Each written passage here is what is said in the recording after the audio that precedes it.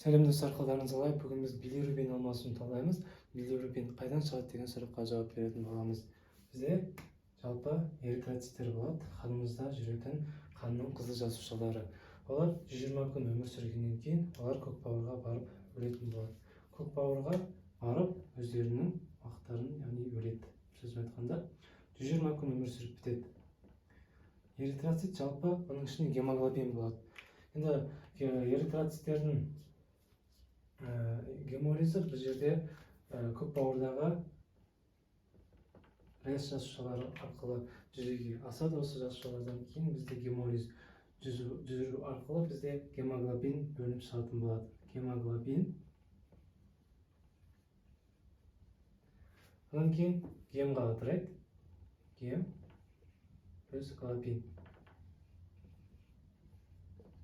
Глобин бізде белок, ол белок түпқорға қарай кетеді, ары қарай гемоглобин жасауға көмектесетін болады. Енді гем бізде ортасында темір болады. Темір, одан кейін биливердинге ыдырайды.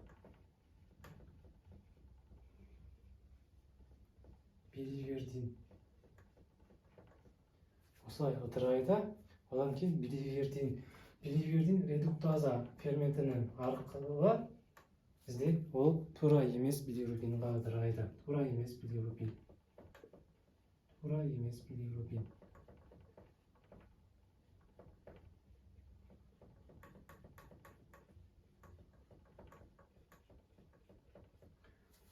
емес билирубин өндірілгеннен кейін бізде тура емес билирубин ол суда ыдырамайды. Сондықтан ол бізде токсикалық тура емес билирубин, яғни ағзамызды улағандықтан ол бізге керек емес. Одан кейін біз оны тура билирубинге алмастыруымыз керек. Біздің ағзамыз өте ақылды. Одан кейін тура емес билирубин. Бұлардың бәрі әлі көкбауырда жүзеге асып жатыр. Тура емес билирубин алады да, енді альбумин плюс альбумин. Ол бізде тасымалдайтын белок. Альбумин бізде енді вена порта арқылы бауырға кетсек, бауырға келеді. Бауырдың суреті ғой. Бауырдың суреті салынды. Бізде бауырдың бір қызметі өтті бөледі. Сал қояйын. Енді альбумин тура емес билирубинді сумкасына салып алады да, бізде вена порта арқылы бауырға келеді.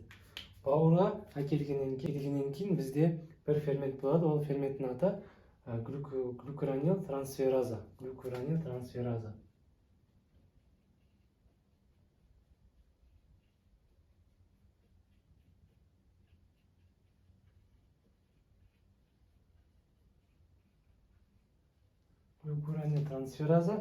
Енді ол тура емес билирубин, токсикалық билирубинді тура билирубинға айналдырады. Тура билирубинға.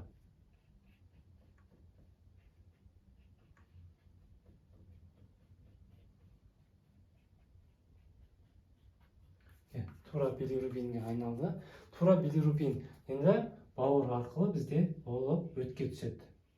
Ол өтке түскеннен кейін бізде ол өт деп аталынады, яғни билирубин деп аталынбайды.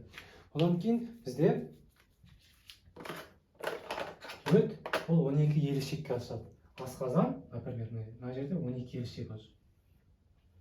12 елішек.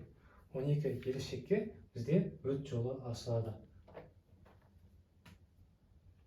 Сосын тура билирубинді ол бізге өт 12 елішекке құяды.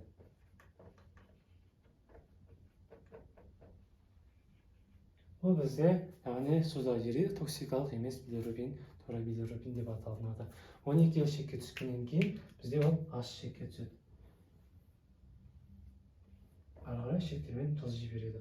Одан кейін толық ішекке түскеннен кейін бізде ары қарай бактериялардың, яғни бізге пайдалы бактериялардың әсерінен тура билирубин бізде стеркобилиногенге ыдырайды. Стеркобилиноген.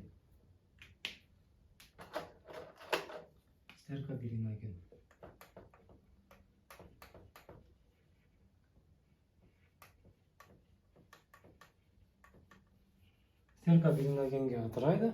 Ол ары қарай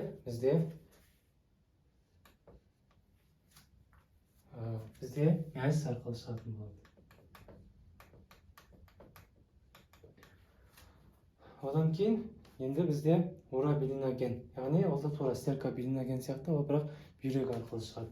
Тура урабилиноген сияқты, стеркобилиноген сияқты. Урабилиноген бізде енді тік ішек венасы арқылы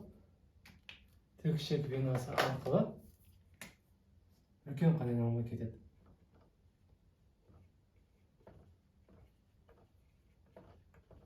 Тік ішек венасы, одан кейін вена кава инфериор, одан кейін вена кава инфериордан кейін оң жақ жүрекше, оң жақ қарынша қайтадан солай бізге неге тасымалданады, үлкен қан айналымға шығып кетеді.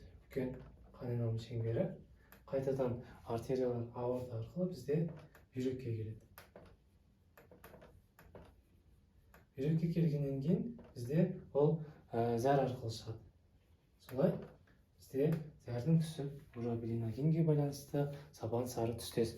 Ал стеркобилиноген арқылы нәжістің өзінің түсі болады. Солай бізде нәжісті бояйтын стеркобилиноген, урабилиноген. Осылай бауыр бізде өте мықты орган болып есептеледі. Сосын ол бізде тазартып отырады. Біздің ағзамыздан түскен улы заттарды, бөлінген улы заттарды шығарып отырады. Енді бізде сарғыштану дегеніміз, яғни сарғыштану патологиясы, яғни бізде осы билирубин алмасуынан туындайтын сарғыштану, яғни шырышты қабаттардың сарғыш түске боялып кетуі деп аталынады. Яғни ол қалай бізде үш түрге бөлінеді: бауыр үстірлік, бауырлық, бауыр астылық. Бауыр үстілік, яғни проблема бізде ол эритроцитте, яғни гемолизі көп бөлініп кетсе, ағзаға көп, например, фосформен уланғанда, ауыр металдармен уланғанда бізде гемолиз өте көп жүріп кетеді. Бізде тура емес билирубин көп өндіріліп кетеді. Яғни гемоглобин көп ыдырайды, тура емес билирубин.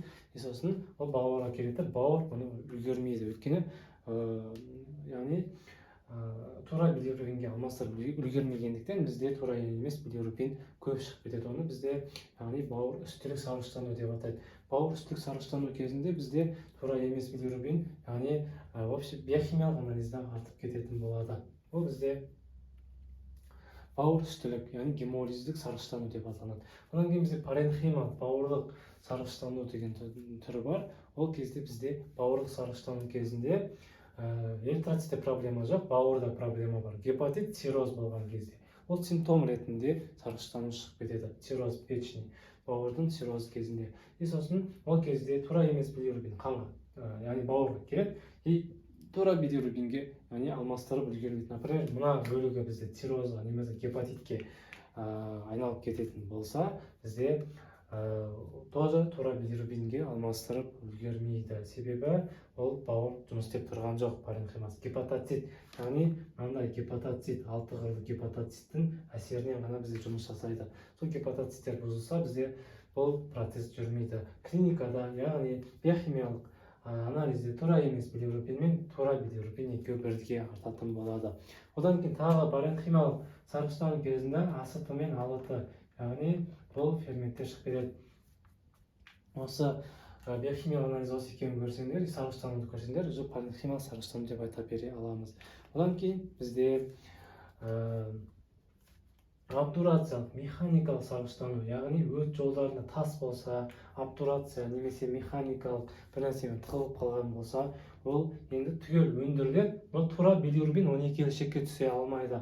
Бұны бізде механикалық сарғаю деп атаймыз. Бұл сарғыштану кезінде тура билирубин артып кететін болады. Тура билирубин өйткені өндіреді бауыр, бірақ шыға алмайды. Оны клиникамен де ажыратып алуға болады. Ол кезде уже нәжістің түсі аппақ болып қалады, ахалия деп аталынады. Одан кейін бізде урабилиноген өте көп өндірілгендіктен, бізде қанға түсіп кеткендіктен, кешірім сұраймын, тура билирубин сосын зәрге түседі. Зәрге түскеннен кейін ол пива түстес светке айналып кететін болады. Одан кейін бізде физиологиялық сарыштану бар, ол балаларда болады. Яғни ол не себептен болады? Балаларда бауыр, яғни глюкуронил трансфераза ферменті жақсы дамымағандықтан бізде физиологиялық сарыштану болады. Назарларыңызға көп рахмет.